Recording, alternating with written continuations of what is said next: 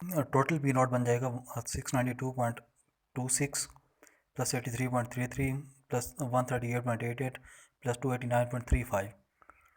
अब इसमें है कि इसमें क्योंकि हमने जो लास्ट 5 ईयर है उसका इनके इकट्ठा किया है, तो इसमें वो 5 सालों का वो एक ही बन जाएगा। बाकी जो पहले 3 साल हैं जिसमें वैल्यू चेंज है, यानी कि हर साल के लिए जो अमाउंट हम पे कर रहे हैं वो डिफरेंट है। पहले के लिए $100 थी, उसका 83 बनाया। दूसरे के लिए $200 थी, उसका 138.88 बनाया। और तीसरे के लिए $500 थी, उसका बनाया 289.35। पहले 3 जो होंगी वैल्यू उनको जमा करेंगे, और लास्ट में जो हम ये कलेक्ट करके निकालेंगे सबकी, ये जमा करेंगे, तो हमारे पास टोटल प्रेजेंट वर्थ या पी नॉट की वैल्यू आ जाएगी, जो कि है 123, यानी कि 1203.3। अच्छा, अब इसी तरह फ्यूचर की वैल्यू निकालेंगे। और फ्यूचर की वैल्यू में ये है कि हमारे पास जैसे ये एक तरतीब के अंदर वैल्यूज़ गिवन है, यानी कि पहले साल के लिए $100, दूसरे के लिए 200, और तीसरे के लिए, चौथे के लिए, पाँचवें के लिए, और सब के लिए हमारे पास गिवन है। अच्छा, फ्यूचर एक्सपेंडिचर निकालने के लिए ये है कि हम क्या करेंगे, हम जैसे पहले साल के लिए हम जो $100 दे रहे हैं उसको भी फ्यूचर में अदा करेंगे। दूसरा जो दूसरे साल दे रहे हैं दूसरे साल भी नहीं देंगे, और वो यानी कि 8वां साल जब ख़त्म होगा, पहले, दूसरे, तीसरे, चौथे, पाँचवें, छठे, 7वें साल की जो सारी एक्सपेंडिचर बनेगी वो सारी की सारी 8वें साल के अंदर पे करनी होंगी। तो इस तरह जो रेट ऑफ इंटरेस्ट है, ओवरऑल इंटरेस्ट, वो बढ़ जाएगा।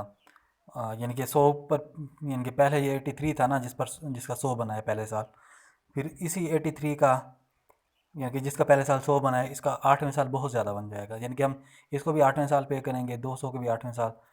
तो इस तरह यानी कि हमने करना है। अब जो 8वें साल जो हम 400 देंगे ना, वो हम 400 ही देंगे, क्योंकि उस पर तो कोई यानी कि टैक्स वगैरह या कोई इंटरेस्ट रेट नहीं लगेगा, क्योंकि वो 8वें साल हम वैसे ही पे करेंगे, उस पर पहले लगा हुआ है। अगर प्रेजेंट में देखें तो प्रेजेंट में उस पर लग गया है, तो वो 400 बना है। तो अगर हम पहले को 8वें पे लेके जाएंगे तो इन दोनों के दरमियान जो डिफरेंस होगा वो 7 ईयर का होगा। ठीक है, यानी कि 7 ईयर फॉरवर्ड हम जा रहे हैं। इस तरह से दूसरे और 8वें के अंदर 6 साल का होगा, तीसरे और 8वें के अंदर 5 साल का। इस तरह से ये डिफरेंस कम होता जाएगा। अगर फर्स्ट ईयर की बात करें तो फर्स्ट को अगर F8 में कन्वर्ट कर रहे हैं तो इस तरह होगा 100 into I plus 1 n is equal to 7 होगा, ना कि 8, क्योंकि 8 और 1 के दरमियान जो डिफरेंस है वो 7 ईयर का है। ठीक है, इस तरह सेकंड ईयर के लिए भी निकालेंगे, थर्ड ईयर के लिए भी निकालेंगे, फोर्थ, फिफ्थ, सिक्स, सब के लिए निकालेंगे, और सबका जो जितना डिफरेंस आएगा उतनी पावर लगाते जाएंगे। ठीक है, पार्ट वैल्यू सारी की सारी निकाल लेंगे, और सारों को सम अप करेंगे तो हमारा F8 यानी कि जो हम पे करेंगे 8वें साल सारी अमाउंट वो आ जाएगी, यानी कि $5176.315। ठीक है, और एनुअल इक्विवेलेंट एक्सपेंडिचर में क्या होगा कि we can calculate P is equal to A into I plus 1 I into I plus 1 ठीक है, इसमें हमारे पास P गिवन है, A निकालना है, तो A यहाँ से हम हर चीज़ गिवन है, P भी गिवन है, आई भी गिवन है, N भी गिवन है। N total number of years हैं 8, और यहाँ से A निकाल लेंगे। या दूसरा मेथड इसका ये है कि फ्यूचर वाला फार्मूला लगा लें, future is equal to I plus 1 over I. यहाँ से भी A निकालना है तो A इज इक्वल टू, इस फार्मूले को बोल्ड करके हम यहाँ से A निकाल सकते हैं। A इज इक्वल टू 330.7, और वहाँ से भी निकालेंगे, वहाँ से भी इतना आता है, यहाँ से भी इतना आता है। जिस मेथड से आप मर्जी करना चाहें कर सकते हैं। अच्छा, सेकंड मेथड इसका है बाय टेबल। अब हम टेबल से भी ये कैलकुलेशन कर सकते हैं।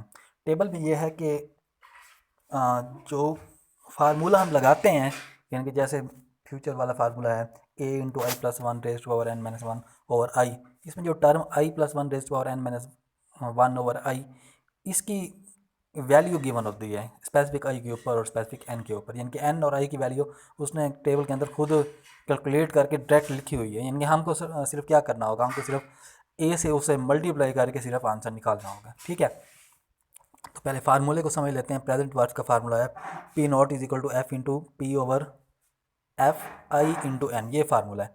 अब इसमें पी जो होगा, जो इक्वल के लेफ्ट साइड पे जो भी रकम होगी वो तो हमने मालूम करनी होती है ना। तो एफ़ जो होगा, यानी कि जो ब्रैकेट के बाहर रकम होगी वो हमेशा वो रकम होगी जो हमने फाइंड करनी होगी। वो एफ़ भी हो सकता है, सॉरी, ब्रैकेट के बाहर वो रकम होगी जो हमें गिवन होगी, यानी कि यहाँ पर एफ़ भी हो सकता है, अगर एफ़ गिवन है तो ए भी हो सकता है, अगर ए गिवन है। बाज़ का तो हमारे पास ग्रेडियंट गिवन होता है, ग्रेडियंट भी हो सकता है। ठीक है, एफ़ ए और जी या कोई और चीज़ गिवन है तो वो भी हो सकती है। ठीक है, और पी ओवर एफ़, यहाँ पर पी वो चीज़ होगी जो हम मालूम कर रहे हैं, एफ़ हमें गिवन होगा, और आई परसेंटेज होगी, और एन होंगे number of years. Now applying above calculation, जो हमारी पहली कैलकुलेशन गिवन है क्वेश्चन के अंदर, उसे हम अप्लाई करने लगे हैं। यहाँ पर P not is equal to 100 into P over F, 20% number of year पहला है। इनके $100 जो हम पे कर रहे थे तो पहले साल पे कर रहे थे ना, इसको हम प्रेजेंट में लेके आ रहे हैं। तो इस तरह से 200 को भी दो के साथ 200 जो डॉलर हैं जो सेकंड ईयर पे कर रहे हैं, उसके साथ भी ऐसे ही करेंगे। P over F 20% number of year 2 है, 500 P over F 20% number of year 3 है, और लास्ट वाला जो है ना, ये क्योंकि एक ही वन था ना, तो यहाँ पर 400 एक वही ए पुट किया है। अब यहाँ पर पी ओवर एफ की बजाय हमने पी ओवर ए किया है, 20% परसेंटेज वही रहेगी, और नंबर ऑफ़ ईयर जो कंजेक्टिव आ रहे हैं वो 5 हैं। अब देखें, जो कंजेक्टिव ईयर का इफेक्ट होता है वो उससे पिछले ईयर के ऊपर आता है, यानी कि अगर हम 4 से लेकर 8 की बात कर रहे हैं, 5 कंजेक्टिव ईयर हैं। अब इसका जो इफेक्ट आएगा इस फार्मूले से, जो ऊपर आधा फार्मूला मैंने पढ़ा है, यानी कि 400 इंटू पी ओवर ए 20% इंटू 5। अब इसका इफेक्ट आएगा थर्ड ईयर के ऊपर। अब थर्ड ईयर को दोबारा हम लेके आएंगे ज़ीरो के ऊपर, थर्ड ईयर के ऊपर एक फ्यूचर अमाउंट यानी कि कलेक्ट हो जाएगी, एक कंसनट्रेटेड अमाउंट बन जाएगी, जितनी भी हो वो। ठीक है, फिर उसको हम एज ए फ्यूचर ट्रीट करेंगे। फ्यूचर ट्रीट करने से मुराद क्या है कि हम समझेंगे वो एक अमाउंट है, वो एफ़ है दरअसल। हम एफ़ को कैसे ट्रीट करते हैं, एफ़ इंटू, जैसे ऊपर फार्मूला की माना है, F into P over F I N, यानी कि पी ओवर एफ़ 20% और नंबर ऑफ ईयर 3 है। थर्ड ईयर के ऊपर इफेक्ट आ रहा है तो 3 लिखेंगे। ठीक है, अब सिंपल इसकी कीमतें पुट करेंगे। अब टेबल देखने का तरीका ये है कि सबसे पहले आप परसेंटेज देखेंगे।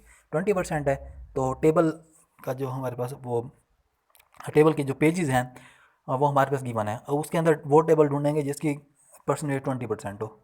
उसके बाद हम देखेंगे कि हमारे पास कौन सी चीज़ गिवन है, पी ओवर एफ है, पी ओवर ए है, या पी ओवर जी है। जो भी चीज़ गिवन होगी हम उसी वाले कॉलम को सिलेक्ट कर लेंगे। फिर देखेंगे नंबर ऑफ़ ईयर्स कितने हैं। नंबर ऑफ़ ईयर्स 1 है तो पहली पहली वैल्यू ले लेंगे उसी कॉलम के अंदर से। 2 हैं तो दूसरी, 3 है तो तीसरी, इस तरह जो भी नंबर ऑफ़ ईयर होंगे उसी के हिसाब से हम वैल्यू ले लेंगे।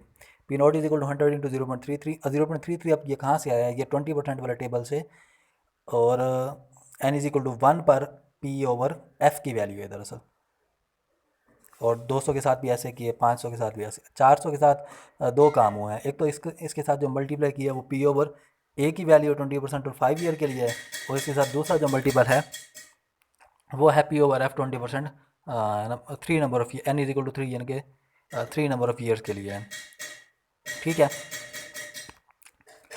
2.9904 ये दरअसल पी ओवर ए की वैल्यू है, और 0.5787 ये है दरअसल पी ओवर एफ़ की वैल्यू। इन सारों को मल्टीप्लाई करके सम अप करेंगे और हमारे पास ये आंसर आ जाएगा 1203.6। अब फ्यूचर वर्थ कैसे निकालेंगे, फ्यूचर वर्थ निकालने का formula simple, F at equal to, अगर देखें वही फार्मूला बोल्ड करेंगे। मैंने कहा था जो चीज़ मालूम करनी है वो इक्वल के लेफ़्ट साइड पे आएगी। ठीक है, यानी कि एफ एट मालूम करना है, एफ मालूम करना है दरअसल हमने फ्यूचर, तो एफ इक्वल के लेफ़्ट साइड पे आ गया। हमारे पास गिवन क्या है, प्रेजेंट अमाउंट गिवन है, पी ब्रैकेट के बाहर आ गया, और हमने दोबारा मालूम क्या करना है, एफ़ ही मालूम करना है, तो एफ़ ओवर पी करेंगे। ठीक है, 20% और नंबर ऑफ़ ईयर 8 है। अब पी एफ़ ओवर पी वाले टेबल वही 20% वाला होगा, वहाँ पर कॉलम चेंज होगा, एफ़ ओवर पी वाला कॉलम हम लेंगे, और 8वें साल पर हम वो वैल्यू देखेंगे, जितनी वैल्यू होगी 4.2998। ठीक है, इसको मल्टीप्लाई कर देंगे, हमारे पास फ्यूचर अमाउंट आ जाएगी। ठीक हो गया, और नेक्स्ट न्यूमेरिकल है फिर ये अगले लेक्चर के अंदर होगा इंशाल्लाह।